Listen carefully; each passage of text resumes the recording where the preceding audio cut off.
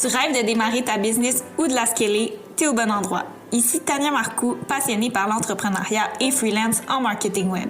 J'ai créé le podcast Viséo pour raviver ta flamme entrepreneuriale et t'aider à réaliser tes idées les plus ambitieuses. Dans ce podcast, je discute avec des entrepreneurs variés de leur parcours unique et des meilleurs trucs pour développer son entreprise. Let's go, t'es capable de Viséo, toi aussi. Allô tout le monde, j'espère que tu vas bien. Je suis vraiment excitée aujourd'hui de te présenter mon épisode avec The Storytellers Montreal. Si tu les connais pas déjà, c'est un couple québécois qui gagne vraiment à être connu. C'est Marie-Joëlle et Maxime qui sont derrière leur entreprise de création de contenu et de stratégie numérique. Ce qu'il faut savoir, c'est que Marie-Joëlle est aussi auteure de 2 romans, soit Les petits détours et Les grands départs. Dans cet épisode, on va parler de leur histoire, de leur challenge, de leurs meilleurs conseils en termes de rédaction, de photographie, de publication de romans, d'entrepreneuriat et bien plus. Je t'invite vraiment à rester jusqu'à la fin pour savoir tout ce qu'ils nous préparent et ils ont aussi un petit cadeau pour toi vers la fin. Donc, je t'en dis pas plus. Bonne écoute.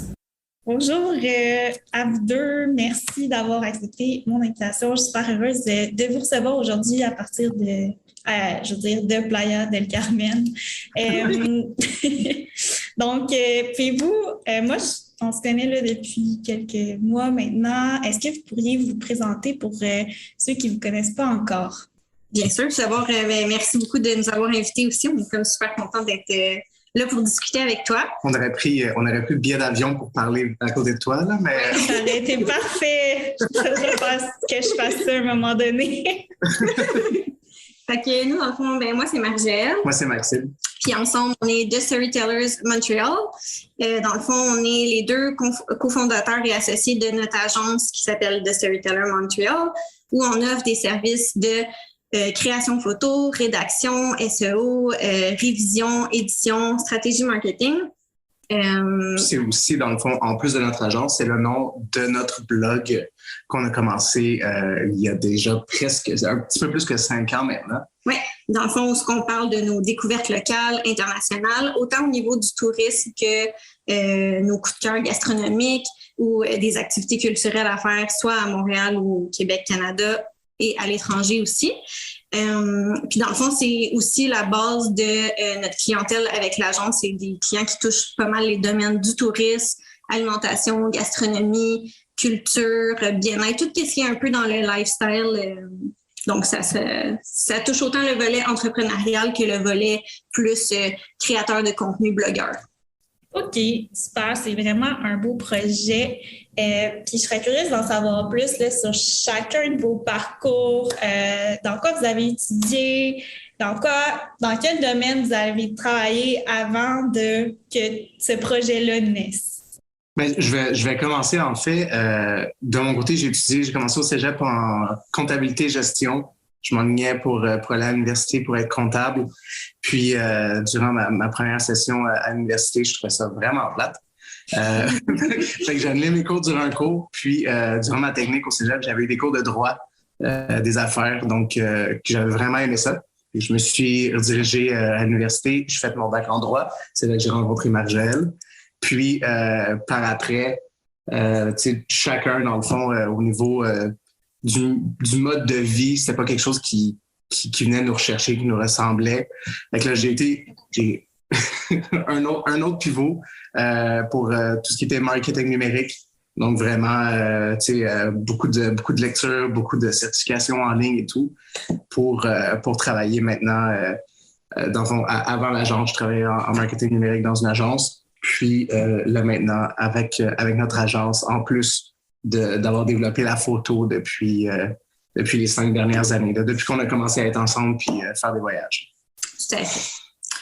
Moi, dans le fond, j'ai étudié en communication au cégep avec le but de devenir journaliste. Puis comme rapidement, j'ai adoré ça, mais j'avais l'impression à ce moment-là que c'était super instable comme carrière. Fait que je me suis retournée vers mon autre choix qui était le droit. Plus particulièrement, je suis intéressée vers le droit criminel. Fait que j'ai commencé mes études en droit. J'ai fait mon bac, moi aussi, dans ce domaine-là. Puis c'est là qu'on s'est rencontrés, comme Max disait. Mais tout au long, même si j'ai adoré mon bac, puis ça m'a amené plein d'outils en termes de rigueur de travail, puis de manière de faire des recherches, puis tout ça. Puis l'ambiance, c'était super le fun. Tout le long du bac, je m'ennuyais vraiment du côté créatif que j'avais avec les communications, puis avec mon intérêt vers ce domaine-là. On dirait qu'il me manquait comme une partie de ma personnalité. Tu sais, le droit, c'est tellement sérieux. Les lectures que tu fais, la rédaction que tu fais, c'est super by the book. Il faut que tu suives des règles bien précises. Il n'y a pas beaucoup de place à la créativité là-dedans. Fait que quand on a terminé nos études, c'est ça, le mode de vie avec les longues heures, puis là, comme bagage émotionnel aussi qui vient avec la responsabilité d'être avocat, on dirait que ça fitait moins avec le mode de vie qu'on voulait avoir. T'sais, nous, on voulait quelque chose qu'on pouvait voyager ou qu'on pouvait être comme plus libre de notre horaire. Fait qu'au début, je me suis dirigée vers les relations publiques parce que je trouvais que ça faisait comme un beau pont entre le droit puis les communications plus pures, mettons. Puis au fil des années, dans le fond, j'ai été dans différents postes. Au début, j'étais plus en RP. Après ça, j'ai switché vers plus le domaine de l'édition, fait que des RP dans une maison d'édition. Puis ensuite de ça, j'ai été rédactrice en chef d'un magazine numérique, ce qui m'a poussée à aller poursuivre des études de deuxième cycle en édition. Puis au fil de tout ça, je me suis rendu compte que j'avais vraiment envie de comme créer ma propre chose, de choisir mes clients, de choisir les mandats sur lesquels j'allais travailler pour que ça vienne vraiment comme combler ma passion et mes différents intérêts. Fait que je me suis lancée solopreneur en 2018, puis éventuellement, dans le fond, vu qu'on avait l'intérêt dès le début que j'étais à mon compte, que ça devienne notre entreprise commune. Après ça, on l'a enregistré comme entreprise avec The Storyteller Montreal, puis on a regroupé nos services. Et entre-temps, mon Dieu, j'ai l'impression de faire une énorme histoire, mais entre-temps, j'ai aussi écrit et publié 2 romans, donc Les Petits Détours en 2018 et Les Grands Départs en 2021. Voilà. OK, c'est bon. Juste pour nous donner une idée là, du temps, fait que c'est en quelle année que vous avez créé la compagnie? En fait, comme je disais, moi, je me suis lancée à mon compte en 2018. Puis de ce mais ça sous mon nom personnel en tant que tel, comme solopreneur. Et on l'a enregistré en tant qu'entreprise en 2020. Mais ça, c'est la partie vraiment, entreprise. Mais tout le volet blog, création de contenu, ça, on en fait depuis 2016-2017. Ouais. On a commencé par un compte Instagram en 2016 qui était vraiment axé sur le voyage, beaucoup plus à l'international parce que c'est ça qu'on faisait beaucoup. Puis c'est sur ça qu'on avait des questions. Puis là, éventuellement, Instagram, ça a ses limites. Fait qu'on s'est dit, on va faire un blog, on va pouvoir donner plus d'informations, plus de trucs, mieux partager nos coups de cœur.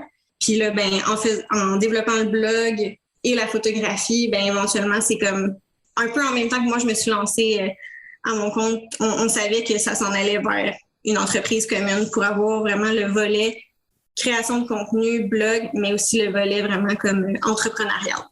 Mm-hmm.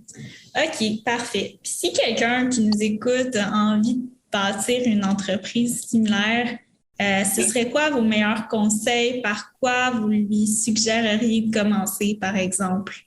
Mais c'est sûr que, de un, il faut que tu crois en ton projet. Tu n'as pas le choix. Faut que ça te passionne.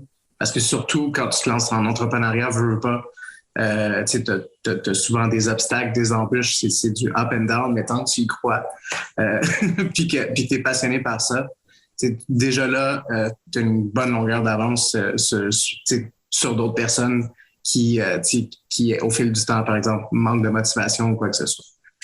Moi, je dirais de faire attention à quel conseil tu vas choisir en tant que tel. Parce que quand tu commences, puis sûrement toi aussi, tu peux en témoigner, tu portes tous les chapeaux dans l'entreprise. Il faut que tu fasses plein de rôles. Il faut que tu sois l'administrateur, le comptable, le PR, le créateur, le stratège. Tu as plein de chapeaux. Puis souvent, quand tu te lances, en tout cas, nous, par exemple, on n'a pas une famille d'entrepreneurs où nos amis ont tous pas mal des emplois 9 à 5, puis tout ça. Fait qu'on n'avait pas comme une communauté de ça alentour de nous. Puis, des fois, les gens sont super bien intentionnés, ils veulent t'aider, te donner des conseils, ou des fois, ils projettent un petit peu leur propre peur un peu sur toi. Fait que je dirais d'essayer de faire attention, de prendre des conseils de gens qui ont fait le parcours que tu veux faire. Fait que d'aller chercher, de poser des questions à des gens qui sont déjà au niveau où ce que toi, tu aimerais être dans quelques années ou dans quelques mois.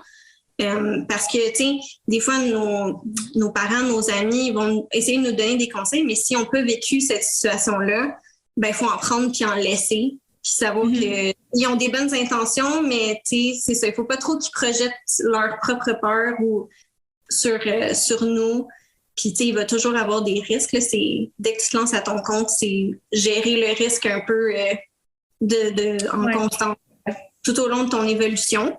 Fait que c'est sûr de, comme Max disait, se faire confiance. Je pense que aussi, tu sais, je pense que c'est humain de toujours vouloir se comparer aussi. Mais tu sais, on est au step one.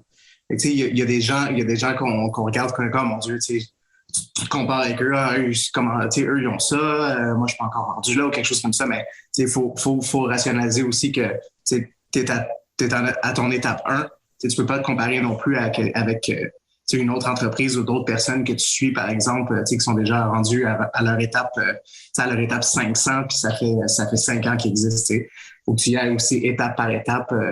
Ça fait partie, je pense que ça fait partie de la game. Tu peux pas vraiment sauter d'étapes non plus. Il y a des étapes qui vont passer plus vite que d'autres. Oui, des fois, tu vas avoir... tout va bien aller. Puis là, il y a une pandémie qui va arriver. Des fois, il va y avoir des plateaux. Des fois, ça va diminuer. Mais ça fait partie... Je pense que ça fait partie du jeu. Puis c'est vraiment de continuer à travers ça. Puis c'est ça, de penser que oui, on peut se comparer. Mais il faut relativiser aussi la situation où est-ce qu'on est. Puis on ne sait pas non plus tout ce qui se passe chez la personne chez qui tu te compares. Là, les réseaux sociaux, c'est généralement, on montre le positif. Des fois, on montre quand ça va moins bien aussi, mais c'est pas 100% transparent non plus. Là. C'est un portrait comme limité de tout ce qui englobe l'entrepreneuriat. Moi, je dirais aussi une autre chose dans la même optique de se faire confiance au départ, j'avais beaucoup de misère à faire, c'est que même si tu dis, je me lance à mon compte pour choisir mon horaire, pour avoir plus de flexibilité, liberté, des fois, par les clients que tu choisis ou que les mandats que tu as, ça se peut qu'eux aient des disponibilités traditionnelles de 9 à 5. Fait que des fois, sans le vouloir, même si tu veux faire ton horaire, on dirait que finalement, tu te colles un peu à quelque chose qui ressemble à ça. Mais, puis au début, tu veux être disponible pour tout le monde, tu dis oui à bien des choses, puis au fil du temps, tu apprends à dire non. Mais, de vraiment essayer de se laisser de la place pour suivre son propre rythme, puis pas essayer d'aller comme suivre qu'est-ce que tout le monde fait. Moi, par exemple, je sais que le matin, c'est super bon pour faire de l'admin, faire de la relecture, faire des tâches un peu... moins demandantes créativement. Puis l'après-midi, au contraire, c'est là que je vais être capable de produire plus de contenu. Fait au fil du temps, par exemple, quand on a des photoshoots ou quand on a des gros dossiers à écrire ou quoi que ce soit, ben on a modulé un peu notre horaire alentour de ça. C'est sûr que tu peux pas avoir toujours une semaine ou un mois 100% de ton dream week comme qu'est-ce que tu avais prévu au début. Il va y avoir des imprévus, mais de vraiment se laisser la chance de faire les tâches au moment où tu penses que ça va être le plus productif pour toi. Puis d'assumer que tu peux pas être disponible 100% du temps pour tout le monde. Il faut que, au fil du temps, quand tu construis ta clientèle, ben de toute façon, ça va de soi un peu. Les clients avec qui tu travailles, ils comprennent ça aussi.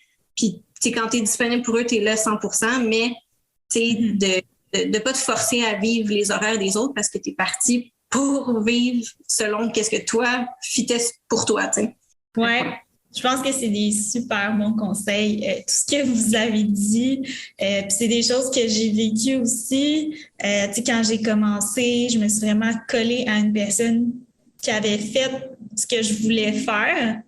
Puis je pense que c'est vraiment, vraiment ce qui m'a permis d'en arriver où je suis aujourd'hui. Puis après ça, comme tu disais, Maxime, d'y aller étape par étape. Des fois, on ne se rend pas toujours compte de comment on avance, mais c'est comme quelques mois plus tard qu'on se retourne, qu'on voit tout ce qu'on a fait. Puis quand on se compare à nous-mêmes il y a quelques mois, ben c'est énorme, tu sais, on peut être fiers de nous, puis célébrer, puis tout ça. Puis pour les horaires aussi, je vous avoue que j'ai encore du travail à faire dans le fait de dire non et de pas trop suivre un horaire traditionnel, mais je fais du progrès, puis je pense que toutes les gens qui se partent à leur compte font face à ces obstacles-là quand ils commencent. Fait que je pense que ça va faire du bien aussi d'entendre qu'ils ne sont pas les seuls à traverser ça, puis que c'est vraiment d'y aller graduellement, de se faire confiance, puis de développer ses propres techniques pour être plus efficace et mieux apprécier le processus là, de son entreprise. C'est ça aussi que le 9 à 5 avec les pieds dans l'eau, comme que tu as présentement, je pense que ça passe mieux aussi. C'était super, tu sais, je suis pas à plaindre, honnêtement. Non, mais c'est ça, c'est sûr que c'est juste le fait d'être dans un autre pays, je trouve que c'est une méga chance. Après ça, c'est sûr que c'est ça, l'après-midi, souvent, je suis dans les cafés, là, je suis pas à la piscine. Si on me voit à la piscine, je prends un petit 2 minutes entre mes appels, puis c'est tout. Mais c'est vrai que des fois, on voit ça sur les réseaux sociaux, puis on se dit, crime, la fille, elle fait juste ça ces journées, mais non, je vous annonce que c'est pas la réalité. Tout ça m'amène à vous demander, je sais pas si vous avez les mêmes challenges en tête ou peut-être que chacun d'entre vous avait une perspective différente là-dessus, mais je serais curieuse de savoir c'est quoi que vous avez trouvé le plus difficile à date dans votre parcours. À part le fait, comme on disait, au fil du temps, apprendre à dire non de manière confiante, même si ça peut être un beau projet, mais si c'est pas un parfait fit ou c'est pas c'est pas un oui absolu de se laisser aller l'opportunité pour faire plus de place pour quelque chose qui fit plus. Ça, c'est un apprentissage continu. Puis à part ça, je dirais la pandémie, c'est sûr que nous, dans le fond, on était vraiment comme dans une belle croissance. C'est sûr que la pandémie a ralenti les choses en 2020. En 2021, ça a repris comme on s'en attendait. Puis on a été chanceux aussi parce que même si on a vu, dans le fond, ça a ralenti, on a continué d'avoir des clients qui ont continué à évoluer avec nous. On ne s'est pas retrouvé avec rien. Mais c'est sûr que quand tu étais dans une pente croissante, le fait de voir ça ralentir, c'était stressant au début. Là, chercher des nouveaux clients en pleine pandémie, je pense que ça, c'était comme un challenge. Mais d'un autre côté, ça nous a permis de comme tellement se développer encore plus. On a pu faire plus de formation, on a pu plus se pratiquer aussi avec la photo, même si on en prenait déjà beaucoup. Au lieu d'attendre d'avoir des contrats comme pour prendre des photos, mais là, on sortait dehors n'importe quand, n'importe quelle occasion était bonne pour sortir de la maison, puis se mettre un peu en mode touriste dans notre propre ville, puis comme prendre des trucs qu'on n'aurait pas pris en photo nécessairement, d'essayer des choses aussi au niveau de notre propre contenu. Fait que ça nous a permis de comme, se développer, mais en même temps, c'est sûr que c'était plus difficile d'aller chercher les nouveaux clients parce que souvent, en tout cas, durant cette période-là, au début, les gens, c'est dans les premières choses qui coupaient un peu le marketing et les communications, surtout quand c'est fait à l'externe et non in-house. Mais le fait qu'on a continué de se développer puis qu'on a comme pivoté aussi notre contenu vers amener le voyage à la maison, faire des recettes qui te font voyager chez toi, lire des livres qui te font voyager, puis tout ça, ça fait qu'on a continué à créer plein de contenus, ce qui dès que comme ça a repris un peu vers la fin 2020 puis début 2021, là, on a eu plein de nouveaux clients qui sont venus vers nous parce qu'on avait continué à faire ça. Fait c'était comme un challenge et une belle opportunité d'apprentissage en même temps. Je pense qu'un autre challenge dans l'entrepreneuriat en général, je pense que tout le monde en passe par là, surtout au début, c'est un peu, le fameux syndrome de l'imposteur, de comme, quand tu penses, c'est comme, mais pourquoi moi? Pourquoi les gens feraient affaire avec moi? Puis au début, tu te fais une liste de prix, par exemple, en tête, puis là, tu te fais remettre en doute ton prix. Ah, non, mais moins cher. Puis là, au début, tu dis oui parce que tu veux des mandats. Puis là, au fur et à mesure, tu te rends compte, mais non. Je veux dire, tu apprends à t'affirmer, de faire comme, c'est ça ma valeur. mon temps vaut quelque chose. Puis j'ai terminé que c'était ça que ça valait. Puis je pense que quand tu arrives au point où est-ce que comme cette petite voix-là qui te met toujours le doute de comme dis oui, tu sais, puis accepte, c'est plus bas que qu'est-ce que tu t'es déterminé au début. Et quand ça commence à partir, je pense que tout peut juste s'améliorer. Tu sais, tu gagnes de la confiance justement quand tu parles à tes clients au niveau, tu sais, quand tu fais du démarchage, tu sais, juste avec tes relations avec tes clients actuels aussi et tout. Et je pense que ça, justement, le fait de justement d'avoir le petit syndrome de l'imposteur, tout le monde passe par là, mais à un moment donné, je pense qu'on apprend à travers ça. Oui, ça fait que maintenant, c'est, comme vous dites, la difficulté de dire oui ou non. Mais maintenant, vu qu'on a totalement genre nos prix, notre valeur, ben c'est même plus, il n'y a pas de négociation.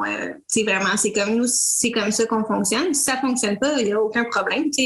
On peut pas, ça peut pas plaire à tout le monde. Puis même des fois, on peut référer quelqu'un d'autre ou quoi que ce soit. Mais comme ça commence la relation. Tout le monde se sent confortable. Puis il n'y a pas de comme niaisage un peu avec les prix. Mais je suis d'accord qu'au début, c'est quelque chose que les gens ne parlent pas vraiment entre eux. C'est un peu comme tabou. Aussi, au Québec, on a de la misère des fois à parler des sous. C'est sûr que il n'y a comme pas un manuel. Quand tu travailles dans une job traditionnelle, tu peux regarder puis voir OK, le salaire usuel pour tel poste, c'est ça.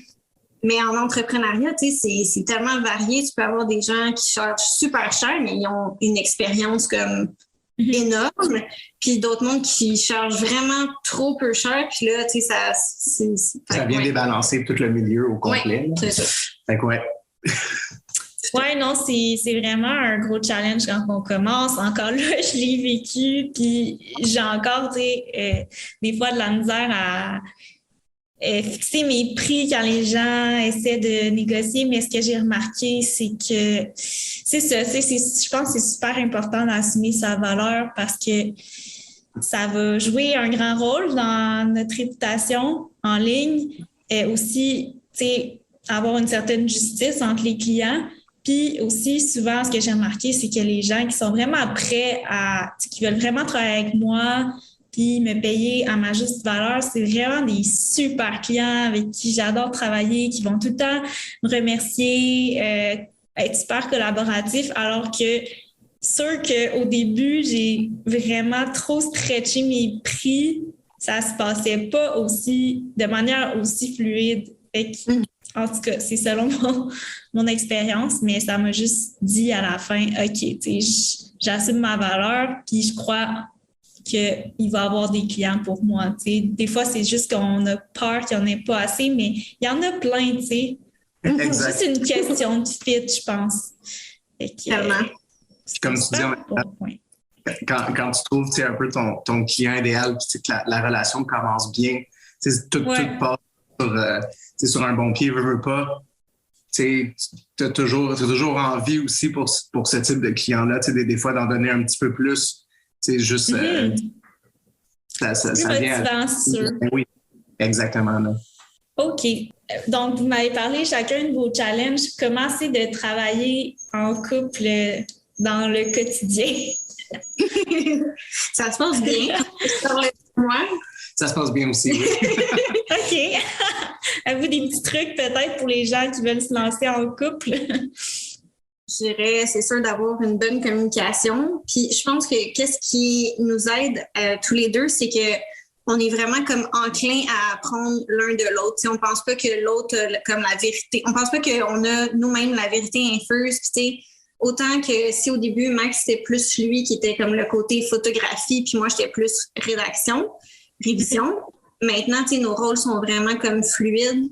Puis moi, j'ai appris, Max m'a montré plein de choses sur la caméra. Fait que maintenant, je suis comme super confiante. Puis, c'est pas 50-50 dans nos rôles, mais je dirais quasiment 60-40. Environ, ouais. Puis, au niveau de la rédaction, mais quand c'est Max qui écrit des textes, c'est toujours comme ouvert à mes suggestions, à mes modifications. Je pense de la manière qu'on se parle aussi, c'est vraiment tout le temps dans un but de s'aider l'un l'autre. C'est pas de dire « Ah, t'as pas fait ça » ou quoi que ce soit. Fait que je pense que ça nous aide à travailler ensemble. Je pense que on a aussi chacun des forces qui vont venir complémenter, peut-être je veux pas dire des faiblesses, mais des points qui sont un peu moins forts de l'autre. Par exemple, étant donné que comme je disais au début, j'ai étudié en comptabilité gestion, fait que la partie plus facturation, finance et tout ça, là, le classique, les taxes, etc. Je pense que ça vient un peu t'enlever ça des épaules. Puis moi, en contrepartie, par exemple, au niveau des pitchs, Marjorie est vraiment bonne pour créer des pitchs, créer des documents pour approcher des clients. Fait que, on complémente aussi à ce niveau-là. Puis un conseil que je dirais, c'est que surtout quand tu travailles justement avec la personne avec qui tu partages ta vie puis tu passes tout ton temps, c'est d'être en mesure de comme décrocher aussi. Des fois, ça peut être difficile, mais nous, la fin de semaine, des fois, on travaille sur des trucs, mais on essaie vraiment de de fermer la porte du bureau, les ordinateurs. Même dans les conversations aussi de pas, on s'entend, c'est sûr, des fois, ça dépasse. Mettons, on travaille sur qui nous intéresse pas, c'est sûr qu'on va continuer à en parler, même après qu'on ait fermé nos ordis, mais en général, on essaye de faire, c'est ça, une séparation un peu, puis faire comme, OK, mais on en parlera demain ou comme on va se mettre du temps pour ça, mais là, c'est personnel, on va profiter de nos moments ensemble sans parler de travail aussi, je pense que c'est important. Exactement. Ouais, je pense que si ça m'arrive un jour, ben là, je compte pas me lancer avec un chum, mais je pense que ce serait ma plus grande peur, ce serait vraiment de dissocier business, vie privée, parce que je suis tellement intense dans mes projets que je pense que si je serais avec la personne tout le temps, ça finirait plus, mais c'est des bons conseils. Je pense que ça dépend de chaque couple aussi. Il y en a que les deux soient un peu soit entremêlés tout le temps, ça dérange pas aussi. C'est vraiment c'est du cas par cas aussi. Là.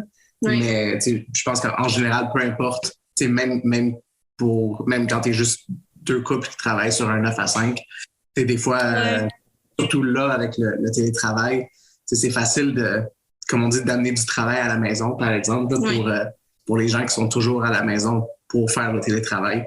Fait que c'est de faire une séparation aussi. Là, c'est quelque chose qu'on met aussi dans nos collaborations, plus pour le volet, mettons, blog ou création de contenu.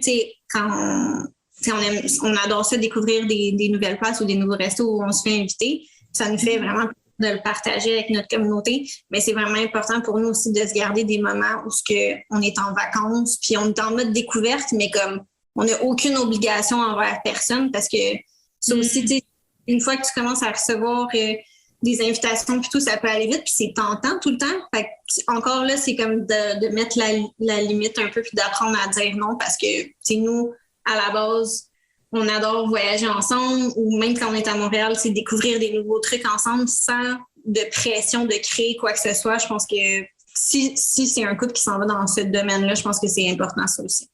C'est vrai, c'est un bon point. Puis, comment vous faites pour toujours évoluer autant personnellement qu'au niveau de la business? Comment vous faites pour vous fixer des nouveaux objectifs puis vous assurer que vous prenez la même direction, que ça avance, etc.? Mais c'est sûr, on est deux personnes qui sont quand même des personnes curieuses. Fait que je veux pas de toujours en apprendre, de toujours travailler puis de s'améliorer. Les podcasts depuis plusieurs années, il y en a une tonne qui sont justement qui permettent d'apprendre des nouveautés, de toujours se tenir à jour aussi sur les dernières tendances, les dernières technologies au niveau marketing, par exemple. Formation, la même chose. Là, les formations en ligne, il y en a quand même il y en a beaucoup. Faut savoir aussi choisir les bonnes, celles qui vont convenir aussi à ce qu'on a besoin. Tout à fait. Genre rester ouvert aussi à... Nous, par exemple, c'est sûr qu'on est plus photo que vidéo, mais de plus en plus, on essaie de se perfectionner dans le vidéo aussi parce que c'est un besoin de plus en plus important pour les consommateurs, si je peux dire, pour les clients. Fait que de rester à l'écoute des besoins, justement, des personnes que tu sers, que ce soit ta communauté ou tes clients, pour comme leur offrir du contenu ou des services qui va répondre à leurs besoins à eux puis qui va être intéressant pour les gens. Je dirais ça, les podcasts, tout à fait. Là, moi, comme ma tâche que j'haïssais le plus avant dans la maison, c'est plier du linge. Mais depuis que j'écoute des podcasts, j'ai quasiment hâte de plier du linge parce que c'est comme un moment où je fais juste comme écouter puis genre apprendre des petits trucs ici et là. Fait que je dirais que ça, c'est sûr que c'est une belle manière de continuer à apprendre sans être devant un écran, mettons. Puis au niveau, tu sais, la partie peut-être plus développement personnel, tu sais, moi j'aime beaucoup lire, fait que c'est sûr que j'aime ça, découvrir des livres un peu plus sur le mindset que des trucs entrepreneuriales à proprement dit. Fait que tu sais, il y en a plein. Moi j'avais beaucoup aimé le livre de Kate Northrup qui s'appelait Do Less, tu sais, qui était vraiment axé pour les femmes un peu qui... C'est la gestion du temps, puis il y avait comme un gros lien avec le cycle menstruel aussi, puis tes degrés d'énergie au cours du mois, puis tout ça. Fait que soit des livres comme ça ou des livres d'entrepreneurs qui ont un peu un genre de carrière qui t'inspire ou qui t'intéresse. Par exemple, Marie Forleo, il y en a plein, mais les livres, les podcasts, c'est pas mal ça, puis les formations en ligne quand tu veux avoir comme un skills précis que tu n'as pas de ressources autour de toi qui peut te former là-dessus. C'est une bonne idée pour se garder à jour, je pense. Ouais. Est-ce que vous avez là, tu as nommé un bon livre d'ailleurs que je pense que j'avais téléchargé, mais j'ai pas lu encore. Là, tu me donnes envie de le lire, mais est-ce que vous en avez d'autres à conseiller aux gens qui vous ont comme vraiment propulsé dans votre développement personnel? Oui, moi, je dirais, à part Do Less, il y a le livre Atomic Habits aussi que j'ai vraiment aimé. C'est un livre qui t'aide, dans le fond, à comme développer des habitudes dans ton quotidien. Ça peut être soit professionnel ou personnel, mais c'est comme ça te donne un peu la biologie de ton cerveau, comment ça fonctionne pour développer une nouvelle habitude qui va durer dans le temps. Fait que, tu sais, ça peut être n'importe quoi, là, vraiment, là, ça pourrait être d'apprendre un nouveau sport ou vraiment de développer une compétence professionnelle ou quoi que ce soit. Puis je trouve que c'était un livre vraiment bien expliqué. Je pense qu'il l'a aussi en français, mais c'est disponible partout dans toutes les librairies, sur Internet aussi. C'est vraiment un excellent livre. C'est pas mal mes deux préfs, je dirais. Pas mal tes deux coups de cœur, je pense. Ouais. Intéressant. Faudra que je lise ça aussi. Je pense que lui aussi, je l'ai vu comme souvent dans les librairies. Puis finalement, j'en avais lu d'autres livres de Habits, mais pas celui-là. Je ne sais pas si vous avez lu, je pense que c'était The Power of Habits. Ça doit être similaire. Ouais. En tout cas, il était bon aussi. Je me souviens, il y a comme plein de graphiques là, sur la manière de créer des bonnes habitudes. C'est sûr que c'est un challenge pour beaucoup de gens, je pense, là, de créer les bonnes habitudes. Une fois que c'est fait, ça peut tellement changer des vies. Mon Dieu, oui. C'est juste une petite chose que tu implémentes, puis ça a un impact énorme sur ta vie et ta business en même temps. Fait que ouais. Vraiment. Toi, Maxime, avais-tu des petites ressources à partager ou c'est pas mal ça aussi? Au niveau des livres, je pense que c'est pas mal ça, oui. Sinon, la ressource numéro 1 de mon côté, c'est pas mal Google. Ouais, c'est une bonne ressource. De juste bien chercher, savoir chercher vraiment ce que tu veux, puis comme on disait plus tôt aussi, là, de rester ouvert, de toujours vouloir justement en apprendre plus. Je pense que c'est comme une des qualités numéro 1, là, c'est justement parce qu'on peut pas juste rester toujours au même niveau puis se dire parfait, ça, on va être correct pour faire le reste de notre vie comme ça. Il faut savoir s'adapter puis évoluer. Je viens de penser à un autre livre, il me semble qu'on l'a lu ensemble en plus, c'est Company of One. Oui. Oui, puis ça s'appelle Company of One, mais tu sais, ça s'applique à, c'est pas grave si t'es 2 ou 3 dans ton entreprise, c'est plus, la philosophie en arrière de comme se lancer à son compte, puis sans vouloir avoir une multinationale. Tu sais, si tu veux rester une petite entreprise, moyenne entreprise, c'était un bon livre aussi. Exact. C'était vraiment, tu sais, tout l'état d'esprit en arrière, le fait de se dire, tu sais, nous, par exemple, on est 2, on voudrait pas nécessairement aller avoir d'autres employés pour tout ça. Le but en tant que tel avec ce livre-là, c'est vraiment C'est-à-dire, j'ai X nombre d'heures par mois de la partie travail, X nombre d'heures pour vie personnelle et plaisir de la vie.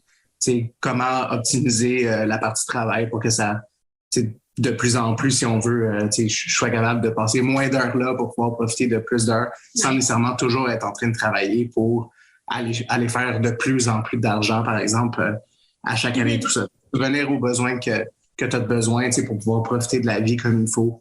Puis, pas nécessairement penser à toujours grandir. Fait que c'est surtout par rapport à ça.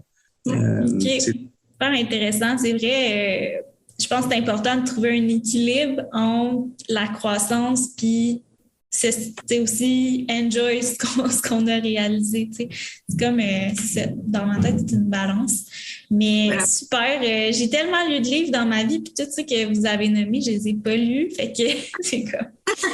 C'est intriguant. Je vais aller voir ça. Puis je l'ai dit tantôt pour Google. Dans le fond, c'est un super bon point parce que ce que j'ai réalisé dans les derniers mois, c'est que je n'étais pas assez intentionnelle dans mes apprentissages, dans le sens que les gens me prêtaient des livres, les gens m'envoyaient des trucs, puis c'était ça que je consommais comme contenu. Alors que maintenant, j'essaie d'être vraiment plus intentionnelle de comme, qu'est-ce que j'ai besoin d'apprendre maintenant, qui va me servir comme cette semaine. Puis c'est là que je trouve que Google reste une des meilleures ressources parce que, je peux vraiment y aller selon, OK, là, cette semaine, j'ai envie de, je sais pas, en savoir plus sur la productivité. Fait que là, je vais vraiment comme focusser mes recherches, les podcasts que je vais écouter, les lectures que je vais faire et tout ça vers cette direction-là.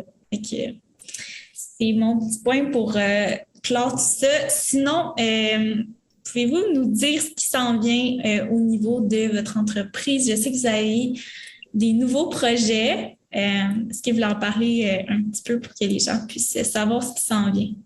Bien sûr. On a comme plein d'affaires. Le plus à court terme, c'est qu'on est en train de refaire notre site web pour que ça soit vraiment plus clair, tout ce qu'on offre, tout ce qu'on fait. Fait que ça s'en vient dans les prochaines semaines. On est en train de finaliser le tout.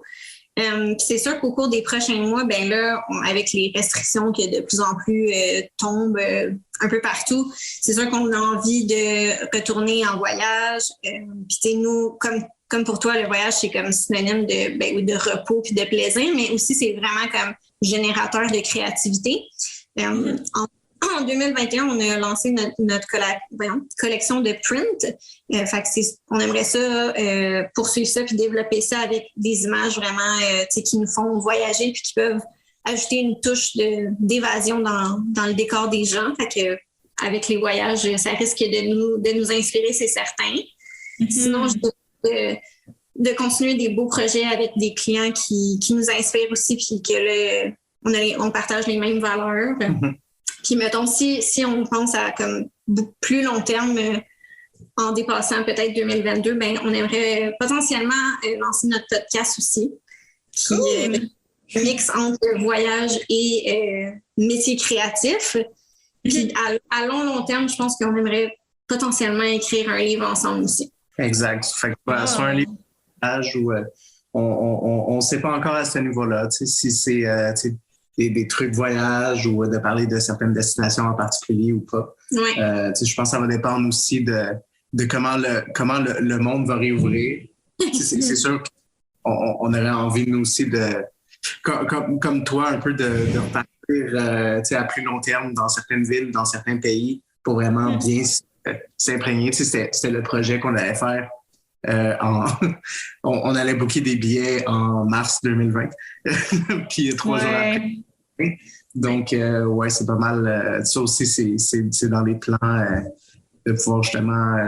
faire du slow travel, rester comme un peu ce que tu as fait avec le Portugal, puis maintenant, de rester une longue période de temps pour comme vivre là-bas, vraiment vivre la vie locale, puis aussi une expérience de travail à distance, là, comme ça, c'était dans nos plans au début de la pandémie, mais c'est pas grave, ça va revenir. Ouais, j'ai confiance que vous allez pouvoir super intéressant comme projet. Je pense que c'est important de continuer de rêver tout le temps. que souvent on atteint ce qu'on veut, mais après ça, juste d'avoir comme des projets à long terme, en tout cas pour moi, je trouve que ça m'aide vraiment à rester motivée. Parfait. Ben, pour finir, j'aimerais ça peut-être faire des, je sais pas comment appeler ça, des petites questions flash là, sur vos expertises. Fait que ce que j'avais noté, ça serait peut-être de plonger dans, premièrement, vos meilleurs trucs. Ben, ce serait peut-être plus pour toi, Marie-Gèle, pour commencer, mais au niveau de la rédaction, serait quoi ton ou tes meilleurs trucs à ce niveau-là? Pour la rédaction avec les clients? Oui, j'avoue que ma question n'est pas très précise.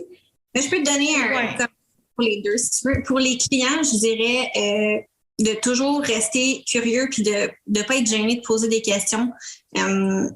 Au début, je fonctionnais beaucoup avec comme un formulaire un peu pour apprendre, à moins que le contact vienne de ton réseau ou que tu connais bien l'entreprise déjà, mais si c'est un client qui est venu vers toi que tu connaissais pas ou de la prospection que tu as fait, de vraiment prendre le temps de discuter avec le client pour apprendre à le connaître. Pas juste son but de communication, de marketing, mais vraiment, comme ses valeurs, qu'est-ce qui le motive, pourquoi il a créé ça, ou ce qui s'en va un peu comme qu'est-ce qu'on fait en ce moment, dans le fond, d'y aller en profondeur, de vraiment te plonger dans l'univers de cette personne-là, puis d'écrire, de toujours penser au consommateur ou à la communauté qui va recevoir le message, puis de la manière que ça va être communiqué, et non pas écrire pour toi-même ou juste pour le client.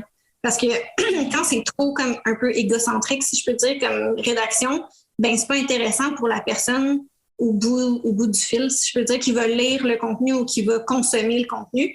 Fait que jamais oublier d'écrire en fonction de cette personne-là, si on peut, si je peux dire. Puis pour la rédaction de romans, je pense que ça revient à vraiment croire en son projet plus que n'importe quoi, puis se laisser un peu parce que ça s'étire habituellement sur plusieurs mois. Fait que se laisser la place de changer d'idée, puis de laisser évoluer son idée, de faire des itérations, puis de chercher peut-être des lecteurs bêta pour comme tester un peu dès le début si ça fonctionne bien, parce que vu que c'est un projet de longue haleine, puis des fois, tu es comme dans ta bulle, d'avoir rapidement comme une opinion externe qui n'est pas ta mère ou ta meilleure amie, je pense que ça peut être, qui est comme un peu ton public, ton lecteur idéal. Ça va t'aider à voir tout de suite s'il y a des façons de raconter ou s'il y a des sujets qui sont moins... qui viennent moins toucher les gens, puis de rectifier le tir. Se laisser du temps, puis croire en son projet. Mm-hmm. Parfait. Au niveau plus création de contenu, photographie, ce serait quoi vos meilleurs conseils? Je pense que, si on va au niveau photographie, c'est vraiment de prendre des photos, de se pratiquer. Il y en a toujours, il y a toutes les règles de base, si on peut dire, de la photographie, les compositions et tout ça. Mais au fur et à mesure, plus tu en fais, plus tu développes ton style aussi. Tu te compares avec d'autres, tu regardes ce que les autres font. Des fois c'est bien de se donner des petits défis. Par exemple, d'essayer de recréer une photo, par exemple, que tu aimes, pour te pratiquer, de regarder aussi. Tu veux pas, avec la pandémie, on est resté beaucoup en ville, beaucoup à Montréal. Donc, des fois, d'aller marcher dans les mêmes quartiers souvent, ça devient un peu plus difficile de prendre des photos, de toujours la même chose. Fait que c'est d'essayer de regarder, par exemple, d'un autre point de vue, de monter sur quelque chose, de se descendre, d'essayer d'expérimenter. De toute façon, tu n'auras pas toujours la photo parfaite à chaque fois que tu vas cliquer sur ton appareil photo. Là. Fait que tu vas avoir une multitude de photos qui seront pas bonnes, mais au moins tu vas avoir des choses, puis tu vas déterminer un peu plus aussi qu'est-ce qui fonctionne pour toi. Il y a des personnes qui se spécialisent dans certains types de photographie en particulier. Puis c'est pas pour rien, parce qu'ils ont vraiment un œil précis pour ça. Puis ils comprennent, si on veut, toutes les particularités de ce type de photo-là.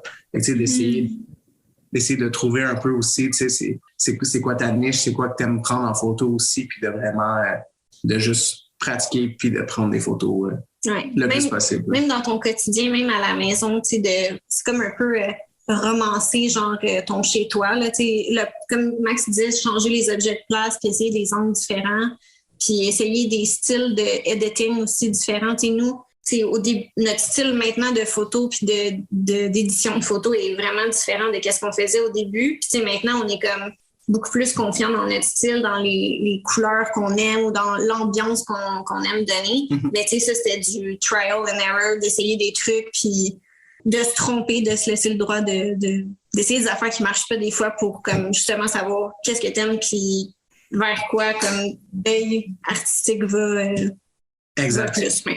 Et puis ça va évoluer aussi là, si on arrive en 2025, si tu regardes les photos que tu as prises en 2021, 2022, tu peux dire, mon Dieu, mais pourquoi je prenais des photos comme ça? Pourquoi j'éditais les photos comme ça?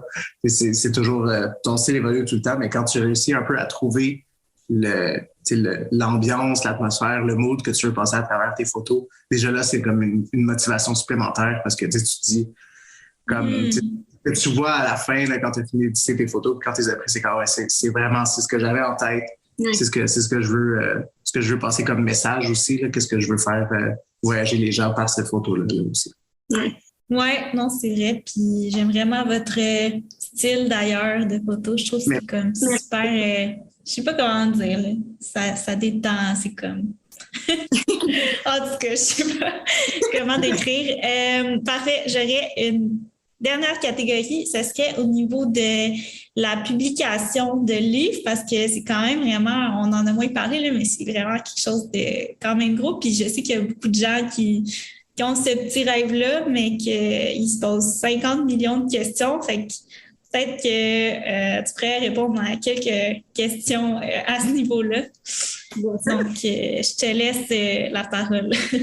Comme je disais tantôt, de se faire un plan, là, c'est sûr, avec des fiches de personnages pour t'assurer que, là, c'est sûr, je parle d'un roman, si c'est un livre pratique, c'est différent, là, mais pour t'assurer que tes différents personnages ont chacun leur voix à eux, puis que c'est pas juste la voix du personnage principal qui est comme décalée à travers tous les autres personnages, c'est vraiment leur donner comme leur unicité un peu, puis leur propre voix.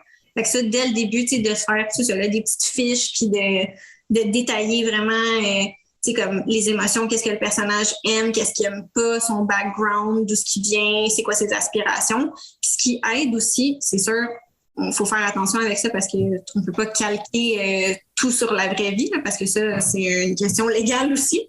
Mais ça aide toujours de s'inspirer de quelqu'un qu'on connaît ou d'un personnage public ou quoi que ce soit pour avoir une base. Après ça, c'est sûr qu'il faut lui donner sa propre sauce personnelle puis son identité propre, mais ça peut aider. Moi, j'aime beaucoup, encore une fois, le voyage, ça m'inspire beaucoup. Fait les lieux, genre vraiment qui t'inspirent, les ajouter dans ton histoire pour que on ressente justement comme tes émotions à travers ton écriture, qu'on sente que c'est vivant puis que ça bouge. Un autre truc que je dirais pour les romans, c'est de faire attention au dialogue parce qu'on n'écrit pas nécessairement comme on parle. Fait que, tantôt quand je parlais du lecteur bêta, ça c'est une bonne chose à vérifier avec eux ou à leur dire de porter attention. Est-ce que les dialogues ou le langage, est-ce que ça ressemble à ce qu'on dirait dans la vraie vie? Est-ce que ça a l'air naturel ou ça a l'air un peu forcé puis comme une production écrite? Fait que ça, je dirais que c'est une autre chose à regarder. De se faire un échéancier aussi parce que vu que c'est un long projet, je disais tantôt, il faut se laisser le temps de le laisser changer, mais il faut aussi qu'il y ait comme une date limite parce que sinon, tu vas pouvoir le réviser puis le modifier à l'infini parce qu'il va toujours avoir à comme améliorer. Puis c'est un peu comme dès que tu as un gros projet, ça devient comme un peu ton bébé. Fait que des fois, c'est difficile de le laisser aller. Mais en se mettant à un échéancier avec une date, puis partager cette date-là avec quelqu'un qui peut comme te tenir accountable, responsable pour pas que justement ça s'échelonne puis ça finisse plus. Je pense que c'est une bonne idée pour que justement ton projet aboutisse puis que tu passes au deuxième, à la prochaine étape. Ouais, c'est vrai. Je pense que je serais du genre à essayer que tout soit parfait. Puis finalement, est-ce que tu avais décidé de te plier par toi-même ou passer par une maison d'édition? Qu'est-ce que tu conseilles à ce niveau-là? Je dirais que tous les chemins sont bons en tant que tel. Surtout maintenant, il y a plus juste un chemin. Tu sais, il y a les maisons d'édition, ce qui est super bon aussi parce que tu vas être entouré d'une équipe de professionnels. Tu n'auras pas besoin de porter tous les chapeaux. Tu sais, tu vas avoir une équipe de relations publiques, tu vas avoir l'imprimeur, c'est pas toi qui as à dealer avec, c'est pas toi qui fais ta mise en marché dans les librairies. Tu es vraiment comme dans ton rôle d'auteur. Puis je pense que c'est une super belle façon de publier un livre. Mais c'est sûr que ça peut être décourageant pour des gens parce que, premièrement, le taux d'acceptation de nouveaux romans dans les maisons d'édition est comme super bas. Mais c'est pas parce que le livre est vraiment mauvais, c'est peut-être juste parce qu'il ne fit pas avec la ligne éditoriale de la maison d'édition. C'est peut-être juste pas le bon moment pour eux. Ils ont peut-être déjà d'autres livres qui ressemblent. Ça reste une super belle façon. Mais c'est pas parce que ça fonctionne pas de ce côté-là qu'il faut que tu arrêtes ton projet. Ton projet, il peut être bon quand même. Moi, j'ai beaucoup aimé l'autopublication parce que, premièrement, comme je disais, je m'étais mis une date, puis moi, ça me tentait pas d'attendre 2 ans que le projet tombe comme sa poussière, puis d'attendre une réponse, parce que ça, c'est une autre chose de la réalité des maisons d'édition, c'est que les délais d'attente pour savoir si ton livre est choisi ou pas, ça dépasse souvent 1 an. Fait que ça dépend aussi qu'est-ce que tu veux faire avec ça. Moi, je voulais vraiment, comme je croyais en mon projet, j'étais vraiment passionnée par ça. Puis le fait d'avoir étudié en édition, j'avais des connaissances aussi pour m'aider à faire comme les étapes ou les relations avec l'imprimeur, avec les libraires. Puis j'avoue aussi que c'est comme mon bébé un peu. Fait qu'on dirait que est pas.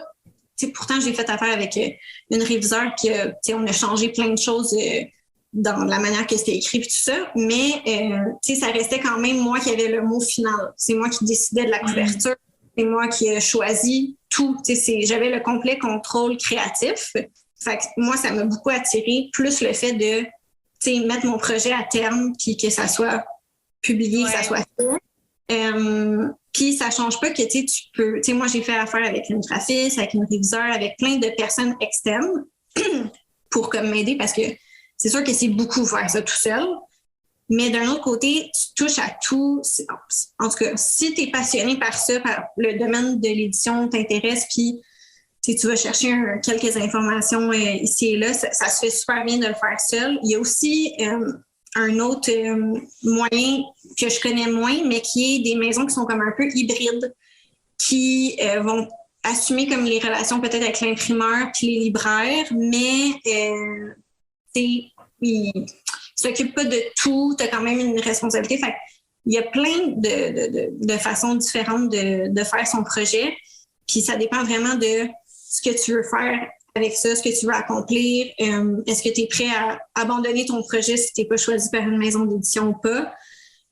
Puis aussi, c'est sûr que si tu choisis l'autopublication, il faut que tu sois prêt à, tu vas être comme ta cheerleader, mais comme ton équipe de PR et de marketing.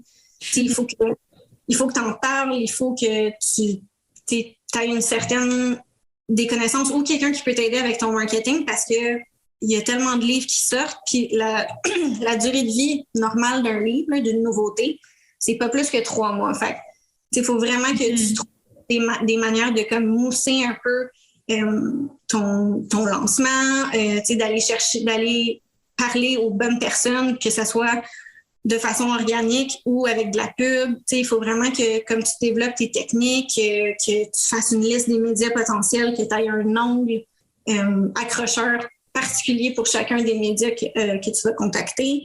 Je pense que ça, c'est toutes des choses importantes aussi à considérer. C'est sûr que c'est beaucoup de job, mais c'est vraiment valorisant. Puis si tu aimes ça, c'est super passionnant. Puis l'autre avantage aussi, c'est que tu gardes la majorité des sous que tu fais avec ton livre.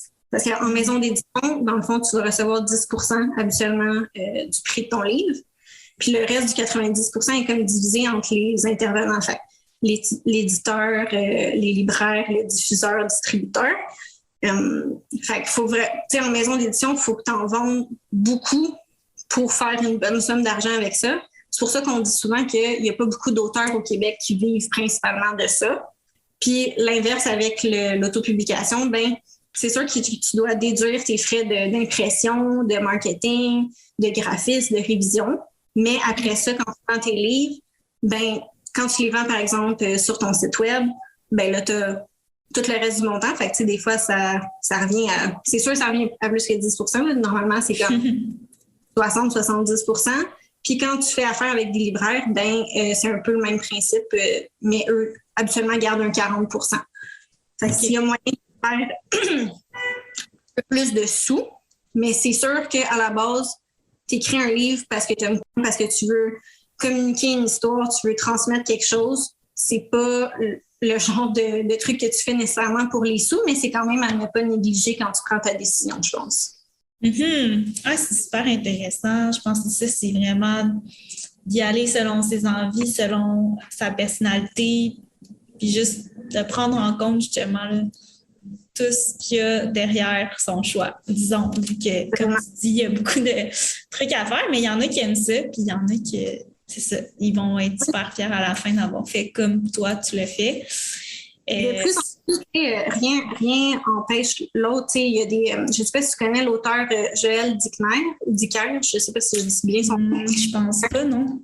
C'est un auteur, il écrit comme des gros romans style suspense, un peu, si je peux dire ça comme ça. Puis lui, c'est un auteur réputé à travers le monde. Puis récemment, il a décidé que ses prochains livres allaient être autopubliés. J'espère que pas dans l'information. Et inversement, tu pourrais commencer en autopublication pour certains projets, puis finalement, éventuellement, te tourner vers une maison d'édition. Tu sais, je pense que tout se fait, puis comme tu dis, c'est juste au moment où tu le fais, d'y aller avec qu'est-ce qui fit avec toi selon tes envies puis tes ambitions, puis de croire ton projet. Oui, ben merci pour tes partages. Je suis sûre que ça va aider plein de gens là, qui se posent plein de questions là-dessus. Pour terminer, est-ce que vous avez d'autres choses à partager aux gens qui nous écoutent? Puis, ou est-ce qu'ils peuvent en savoir plus sur ce que vous faites, vos projets, vous-même? Oui, dans le fond, les gens peuvent nous suivre sur le web, sur notre blog, sur notre site web qui est www.thestorytellersmtl.com. Sinon, sur Instagram, c'est thestorytellers_mtl. C'est le même handle sur Facebook, TikTok et Pinterest. C'est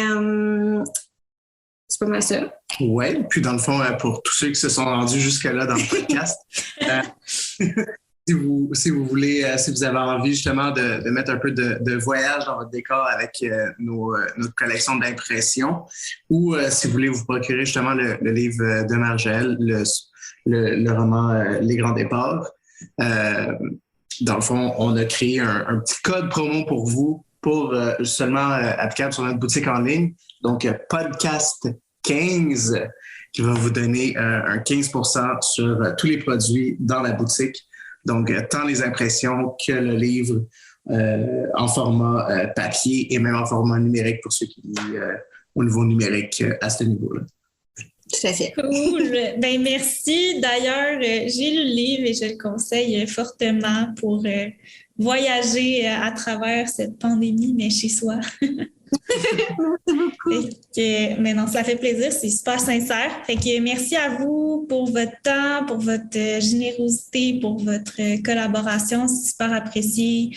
Vous avez des super projets, j'ai hâte d'en savoir, de voir ce que ça donne, de suivre tout ça.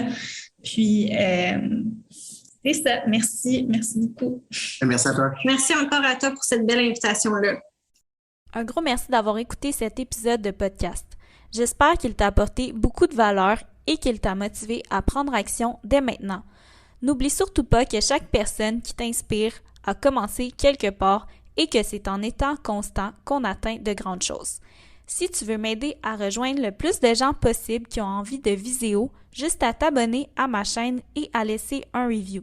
Pour partager ton aventure entrepreneuriale avec d'autres gens hyper motivés, juste à rejoindre le groupe Facebook Viséo.